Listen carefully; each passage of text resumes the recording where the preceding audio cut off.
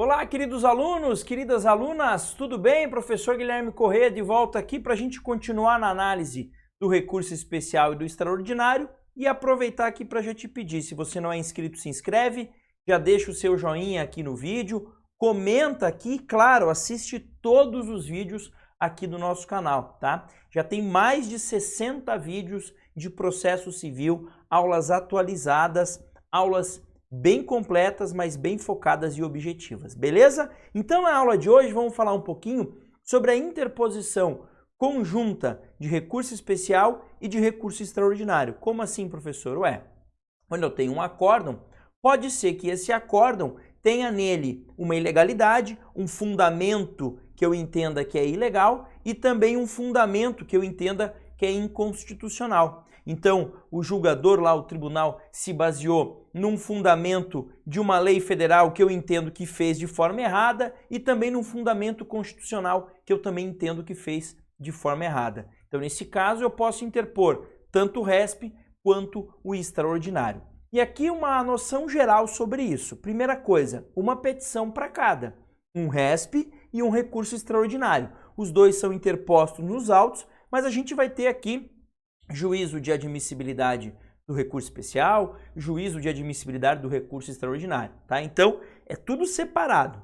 Agora, o que é conjunto aqui? Foi a interposição. Você fez dois recursos ao mesmo tempo. Professor, qual que é julgado primeiro? Antes de falar sobre isso, eu queria te trazer duas súmulas bastante importantes aqui, que é a súmula 126 do STJ e a súmula 283 do Supremo. Então, súmula 126 do STJ. É inadmissível recurso especial quando o acórdão recorrido apresenta assenta em fundamentos constitucional e infraconstitucional, qualquer deles suficiente por si só para mantê-lo, e a parte vencida não manifesta extraordinário. E a 283 é inadmissível o extraordinário quando a decisão recorrida assenta em mais de um fundamento suficiente e o recurso não abrange todos eles, tá? Na verdade, as súmulas não são iguais, elas meio que se complementam, tá? A do STJ basicamente vai dizer o seguinte, olha, de nada adianta você fazer um recurso especial se aquela decisão, se aquele acórdão que você alega que ele é ilegal, se eu afastar essa ilegalidade, ele tem um fundamento constitucional que o mantém. Tá? Basicamente, aquele acórdão, ele usou dois fundamentos para chegar a uma conclusão. Um fundamento baseado numa lei federal e um fundamento baseado na Constituição. Aí você vem, apresenta um RESP e diz, olha, ele fez errado, ele aplicou indevidamente a lei federal nesse caso. O STJ olha e fala, olha, ainda que ele tenha aplicado ilegalmente, né, de forma errada, o dispositivo de lei, vamos imaginar que eu retire a aplicação desse dispositivo de lei nesse caso. Não muda nada, porque a conclusão que o desembargador lá junto com os outros chegaram, ela tem um fundamento constitucional e você não atacou esse fundamento, ou seja, a decisão consegue ser mantida mesmo que eu retire essa suposta ilegalidade. Então, por causa disso, eu não vou nem perder meu tempo analisando o teu RESP. É aquela lógica de que não faz sentido eu admitir o teu recurso especial se, mesmo que ele seja provido, o acórdão não vai ter um resultado diferente, porque ele tem um fundamento constitucional e esse fundamento você não atacou, tá? E a 283 do Supremo, a lógica é a mesma. Imagine que ele tenha lá 3 fundamentos constitucionais, você ataque apenas um desses e ele diz, olha, esse fundamento que você atacou, beleza, mas os outros fundamentos são suficientes para manter a decisão no mesmo sentido. São motivos suficientes para que ele mantenha o mesmo resultado e você só atacou um deles, paciência, eu não vou aceitar o teu recurso extraordinário. Essa é a ideia aqui, tá? Como eu disse para vocês, 2 recursos, 2 exames de admissibilidade. Prof, exame de admissibilidade negativo, cabe o quê? Vai depender da situação. Cabe agravo interno, ou cabe agravo em recurso extraordinário, agravo em recurso especial, vai depender de onde não houve a admissibilidade. Mas aí é o regramento geral do exame de admissibilidade do RE e do extraordinário. Então eu peço que você assista aqui no canal as aulas que falam desse procedimento na origem, tanto para o RE quanto para o especial. É a mesma coisa aqui. Agora, professor, os dois foram admitidos. A gente chegou à conclusão de que os dois preenchem os requisitos e tem lá uma decisão de admissão, de remessa dos autos para julgar o recurso especial e de remessa dos autos para julgar o extraordinário. Vai para onde primeiro? Regra geral.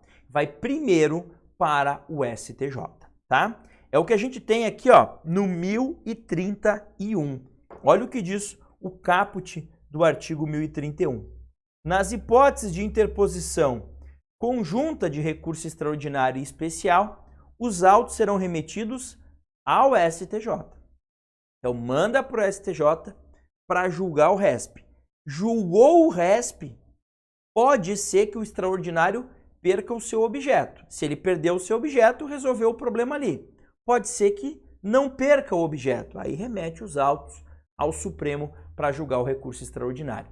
Importante frisar que esse acórdão do STJ pode ser um acórdão inconstitucional. E aí eu posso interpor um recurso extraordinário desse acórdão? Em tese, pode também, tá? Sem problema nenhum. Agora, é possível que haja uma inversão desta ordem. Olha o que diz aqui o parágrafo 2º do 1031. Se o relator do recurso especial considerar prejudicial o recurso extraordinário em decisão irrecorrível, sobrestará o julgamento...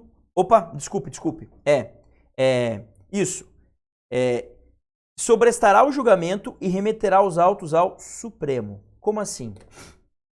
Regra geral, os autos vêm para o STJ, o STJ julga o recurso especial e só depois, se não tiver perdido o objeto, o extraordinário, ele manda para o Supremo. Só que pode ser que o STJ entenda que há uma prejudicialidade. Como assim? Ele entenda o seguinte, olha, nesse caso é o Supremo que tem que julgar antes. Porque se o Supremo julgar antes, o meu perde o objeto. Então, por exemplo, imagine que a parte apresente um recurso especial e um extraordinário contra um acórdão. Ela diz o seguinte, este acórdão aplicou de forma errada o artigo 3 da lei federal tal. Ponto. Essa é a ilegalidade. E além disso, esse artigo 3 é inconstitucional. Então ele apresenta dois problemas aqui. Ele diz, olha, aplicou errado o artigo 3º, né? Aplicou errado ou, sei lá, negou vigência ou contrariou o artigo 3º, o que me prejudicou, mas além disso, eu acho que esse próprio artigo 3º, ele é inconstitucional, tá? Vejam, nesse caso, eu mando para o Supremo, porque se o Supremo reconhece a inconstitucionalidade desse artigo, aí não tem nem por que analisar se ele foi aplicado certo, aplicação errada ou certa desse artigo. Então vamos recapitular o exemplo. Eu digo que ele aplicou errado o artigo 3º. Olha, ele aplicou o artigo 3º num sentido que não me beneficia, diferente do que aconteceu em outro tribunal. Ponto. E além disso, eu acho que o artigo 3º é inconstitucional. Então, a aplicação errada dele me prejudicou e a inconstitucionalidade desse artigo me prejudica, porque eu acho que ele é inconstitucional. Se ele não existisse, eu estaria numa boa, tá? Olha, nesse caso, o STJ vai dizer, olha, é melhor o Supremo julgar primeiro. Porque se o Supremo reconhece que o artigo é inconstitucional, eu nem preciso analisar se ele foi aplicado certo ou errado. Simplesmente ele não deve ser aplicado. Então, nesse caso, ele manda para o Supremo e diz, Supremo, você analisa primeiro o extraordinário. Se você entender que ele não é inconstitucional, aí volta para mim, eu analiso para ver a aplicação correta da lei federal. Tá? Agora, o STJ mandou para o Supremo. E se o Supremo chegar a dizer, coisa nenhuma, eu não vou julgar isso antes, não. O Supremo pode decidir o seguinte, não, volta para você, STJ, você julga e eu analiso somente depois. É o que está aqui no parágrafo 3º. Na hipótese do parágrafo 2º, se o relator do extraordinário, em decisão irrecorrível, rejeitar a prejudicialidade, devolverá os autos ao STJ para o julgamento do recurso especial. Tá? Beleza? E por fim, a questão da fungibilidade. Tá? Antes do atual CPC, o que acontecia? Eu tinha um acórdão que eu não gostei. Aí na minha cabeça esse acórdão era inconstitucional. Aí eu fazia um recurso extraordinário. Aí o Supremo olhava e falava assim, não tem nada de inconstitucional aqui. O que você está dizendo é que esse acórdão, por exemplo, violou o princípio da legalidade. Mas para analisar se houve violação do princípio da legalidade, tem que analisar a lei. Para verificar a lei é o STJ e não o Supremo. Dizia, não cabe extraordinário, você devia ter feito um RESP. O que as pessoas faziam? Os dois. RESP e extraordinário, para não correr esse risco. O que o novo CPC fez? Uma fungibilidade. Aquilo que alguns doutrinadores chamam de um livre trânsito nos tribunais superiores.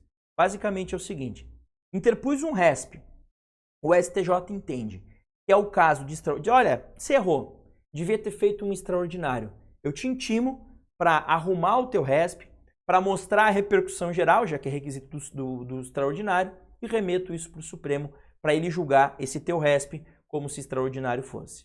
E a mesma coisa o contrário.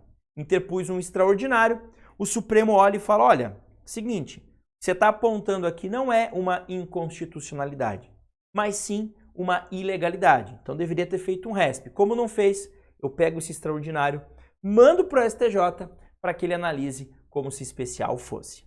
Essa regra toda está aqui no artigo 1032 e também no 1033 do CPC. Eu te expliquei, agora eu leio o artigo só para a gente arrematar o tema. Olha lá, 1032. Se o relator no STJ entender que o recurso especial versa sobre questão constitucional, ou seja, que deveria ser um extraordinário, né, deverá conceder prazo de 15 dias para que o recorrente demonstre a existência de repercussão geral e se manifeste sobre a questão constitucional. Ou seja, basicamente é transformar o especial dele num extraordinário, tá? Cumprida a diligência, o relator remeterá o recurso ao Supremo, que, em juízo de admissibilidade, poderá devolvê-lo ao STJ. Como assim? Poderá entender que não é o caso de um extraordinário e que é sim um caso de um especial. Professor, então, em último caso, é o Supremo que manda. É o Supremo que vai mandar na parada, tá? Sendo, nesse aspecto aqui, é ele que vai decidir, tá? E 1033. Se o Supremo considerar como reflexa a ofensa à Constituição, afirmada no extraordinário, por pressupor a revisão de interpretação de lei ou de tratado, remetê-lo-á ao STJ para julgamento como especial. É a mesma lógica.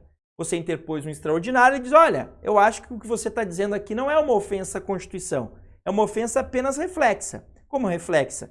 É que ofendeu uma lei e ao ofender a lei você acha que ofende a Constituição. Então, nesse caso, eu não tenho que corrigir a inconstitucionalidade, eu tenho que corrigir a ilegalidade. Porque se eu corrijo a ilegalidade, a inconstitucionalidade não vai existir. É o raciocínio. Porque vejam, muitas vezes, quando você alega que violou a Constituição, na verdade você violou uma lei. E a violação desta lei acaba por violar a Constituição, tá? Então, sei lá, vamos imaginar que tem lá uma lei, o Estatuto da Pessoa com deficiência, né? E vamos imaginar que uma repartição pública não tem acesso, né? Não tem acesso à pessoa com deficiência. Aí alguém ingressa com uma demanda judicial questionando isso, o Tribunal de Justiça diz que está certo o que esse órgão público fez. Pô, esse órgão público acabou de violar a lei federal e eu estou dizendo que ele, ao violar a lei federal, né, ele cometeu uma ilegalidade, porque violou a lei, e também uma inconstitucionalidade. Porque o acesso à pessoa da deficiência também é um direito, uma garantia constitucional. Não, mas vejam, nesse caso, o que o Supremo vai dizer? Então, ele violou a lei. Por violar a lei, acabou violando a Constituição. É o que a gente chama de ofensa reflexa. Basicamente é o seguinte, é o Supremo dizer, olha, eu tenho muita coisa para fazer, isso deixa para o STJ analisar. Eu só vou analisar as ofensas diretas à Constituição. Então, sempre que você tiver uma ofensa que passa por uma lei federal antes, é uma ofensa reflexa à Constituição. Nesse caso, você deve se valer do recurso especial. Beleza? Mas a vantagem desses dois artigos é essa fungibilidade, é esse livre trânsito. Porque antes, fez o recurso errado, fez um RESP e era caso de extraordinário, um abraço, não tinha o que fazer. Fez extraordinário e era caso de um RESP, um abraço, não tinha o que fazer. Agora não, você tem essa possibilidade de correção e de que um recurso seja analisado como se o outro fosse. Beleza? É isso então, gente. Um grande abraço, bons estudos. Deixa o joinha aqui, comenta, compartilha e, pô, dá uma moral, se inscreve no canal e vamos fazer esse negócio crescer bastante aqui para que mais pessoas consigam aprender processo civil. Valeu, até mais!